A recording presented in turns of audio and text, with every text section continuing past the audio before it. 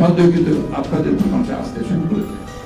কালকে আমি দেখলাম একটা টক শোতে এমন ভাবে কথা বলা হচ্ছে তারা এখন বলতে শুরু করতে দিয়েছেন যে এখানে আপনার ভিন্ন দিকে যাচ্ছে, মানুষের অভিজ্ঞতা আছে তো ভিন্ন দিকে যাওয়া। সেই জন্যই আমি স্পষ্ট করে আজকে আপনাদের মিটিংটি করতে চাই, এই সরকারকে আহ্বান জানাতে চাই। আমরা চাই যে আপনারা সফল হন।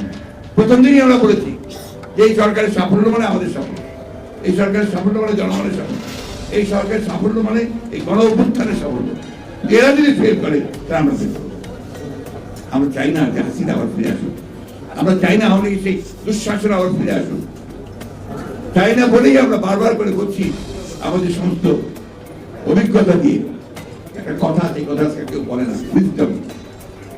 উইজডম বলে একটা শব্দ আছে তো, এই উইজডম থেকে আমরা প্রয়োগ করুন, চেষ্টা করুন। আমরা আপনাদেরকে বলতে চাই